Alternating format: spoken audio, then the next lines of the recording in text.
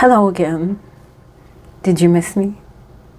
Leave it up to me to not do a video for over a month and then to do 2 videos back to back. This was originally supposed to be a live stream, but my schedule is busy and I really felt a very strong urge to put this video out. I'm hoping that I'll have time to edit it today and send it out into YouTube world so YouTube can suppress it. Anyhow, I'm here to talk to you about manifestation, and I've titled this video Manifestation 101. The basics, absolute fundamentals of manifestation is what I'm going to be discussing throughout this video, and I'm not really sure how long it's going to take, but we shall see.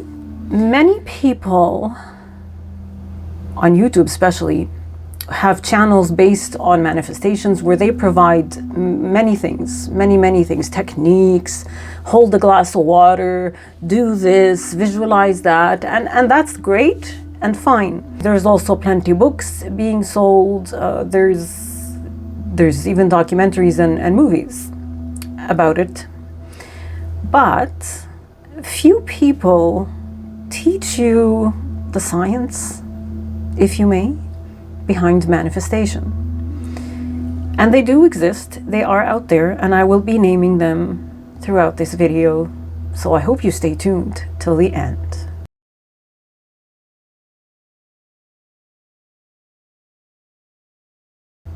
But to start, I wanted to talk to you about your world. Your world as you view it. Your own reality. The people around you, the events happening to you in your life. The situations that you find yourself in. The way people behave around you and how you perceive it. Your world is dependent on your own beliefs, your own thoughts, and your own perceptions. A lot of these things, beliefs, thoughts, ways of being, behavioral patterns, the way you perceive various things like numbers and colors. Some people like this, some people don't like that.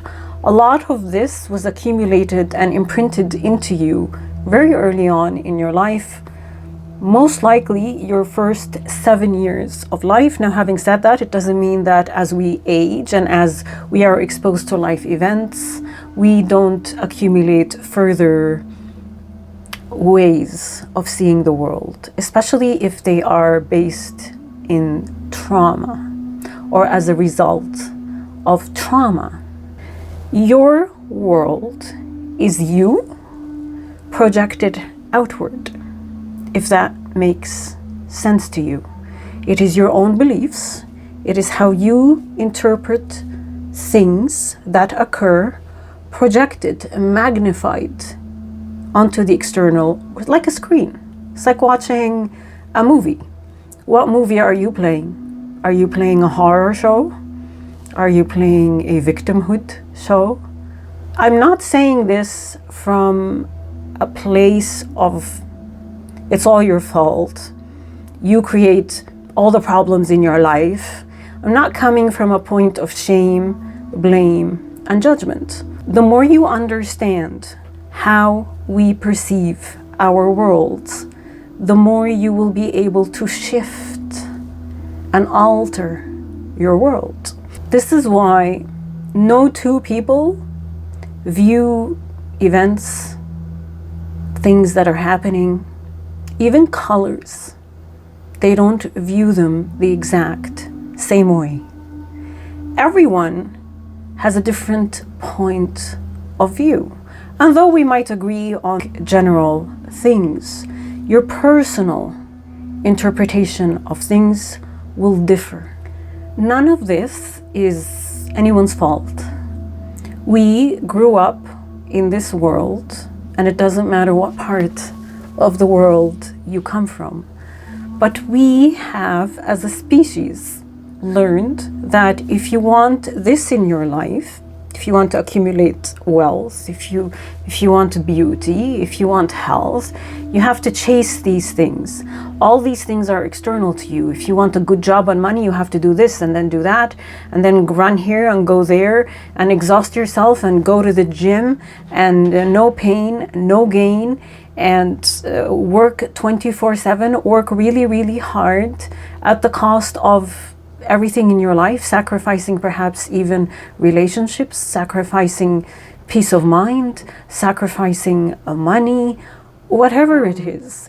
It's always taught us to look outside of us for completion, for abundance, for a happy life, because this person has it all. Let's follow what they did.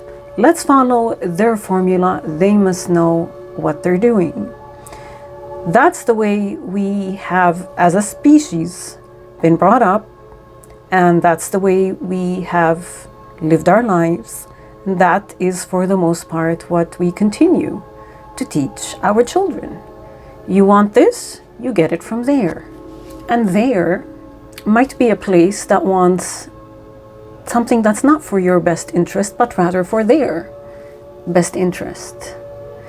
We live a lot of our lives working in jobs that many of us consider soul-sucking jobs, sorry, and limit us. We work, we sacrifice, we give our energy, our life force energy, to an external system that is in many ways designed to control you and keep you in this box that you are supposed to be in. And because we've normalized all this and we haven't learned any other way of being but this, we've also come to self-impose and limit ourselves into that same confined box. Many of us don't dare step out of the box.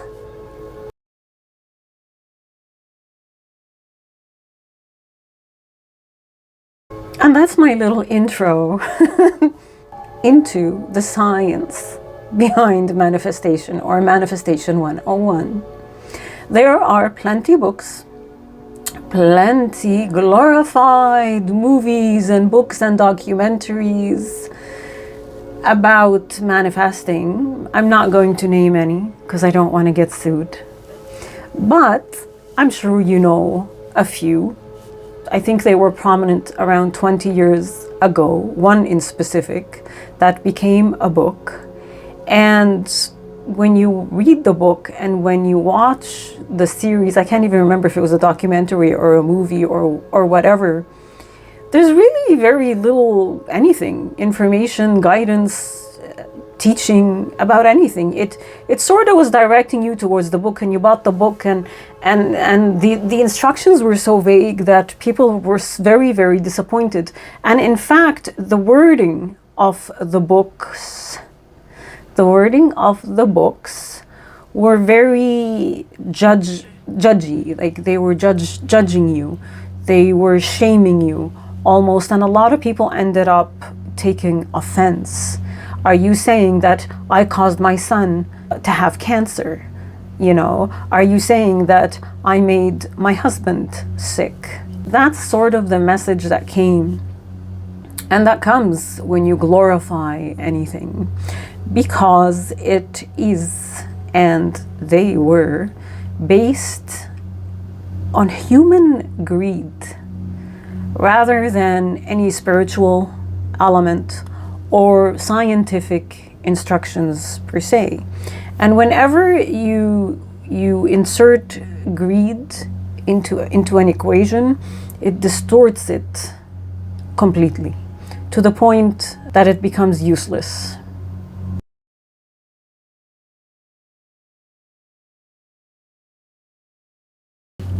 The term that you want to familiarize yourself with here is known as scientific prayer. And yes, there is such a thing. If you want to read more about it, you can do your own research. Scientific prayer. I think a few books should pop up. One of those books might even be a lovely book by a cognitive neuroscientist, Dr. Caroline Leaf. The title of the book is Cleaning Up Your Mental Mess, and she does list her research in it. And no, I am not associated in any shape and form with her or her books. I am just giving advice and some references should this topic be of interest to you. And speaking of references, please do make sure that you check the description, because I will be placing some links. You can feel free to expand on this research as much as you want. But yes, the term is scientific prayer. If you are familiar with Neville Goddard, who he is and his work, he also not only discussed scientific prayer, though he didn't necessarily use the term scientific prayer, but he discussed it, he explains it in his lectures, in his audios, in his books, and he also implemented it with people who would come to his lectures, and they would go into a stage in a theater, I believe, where they would enter almost a state of hypnosis or a meditative state in a class. You can also feel free to look into this. Though he did not term it scientific prayer, he did term it feeling state, to enter the state of wish fulfilled. What does that mean? It means to feel whatever it is that you desire as if you have it right now. To enter that feeling state and live it. Very difficult to do, but yes, you can easily train yourself to do it. In the beginning, you're going to enter conflict. Your wires are going to get crossed in your brain. Well, but I don't have it. How can I feel it if I don't have it? How can I live it if I don't have it? The back and forth is going to start until it all shuts down and you begin this practice, because it is a practice. You come back to it until you master it. And the feeling state is not based on focusing on the lack of whatever it is that you want. I want love in my life. You can't become love if all you can feel is the lack of it. Usually you end up embodying everything but love if you are in constant focus on the lack of love in your life, and that deters people away. The same goes for money. You can't have money when you're jealous and hate-filled of everyone else who has it. When you envy those with money. When you wish ill upon those with money. When you have hatred and disdain for the qualities that those who have money carry and display. You must live as if you have it. Feel that state. And that's what scientific prayer means. Focusing on having it, not the lack of it. And you do this in a state of complete relaxation, just like Neville Goddard did with his students in the back of the theater. They weren't in a high-stress environment. They weren't at work. They were all quite relaxed with their eyes closed, almost in a meditative state or a hypnotic state, if you may. And that takes us to probably the last part of this video, which is understanding brain waves.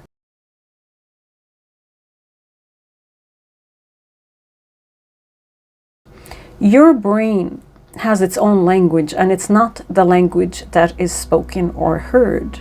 The language of the brain is waves, brain waves, the main waves of interest. And again, you can feel free to do your research and click on the links that I'm going to be pasting in the description. The main brainwaves are alpha, beta, theta, and delta. There is a gamma, but I'm not going to be discussing it. You will find each brainwave in the links that are in the description.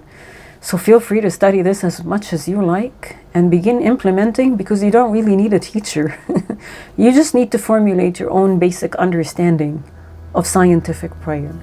The other thing you need to understand for scientific prayer that Dr. Caroline Leaf also addresses in her book is the conscious versus the subconscious mind, and what brainwaves dominate the functions of the conscious and the functions of the subconscious mind.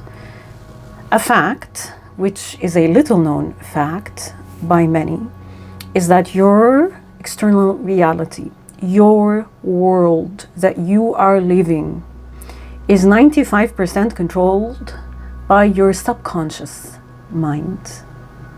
And very, very little of it is controlled by your conscious mind.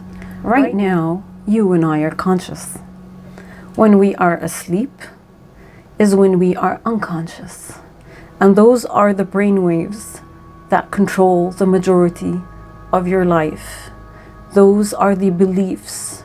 They are the hard wiring that runs you, not your conscious brainwaves.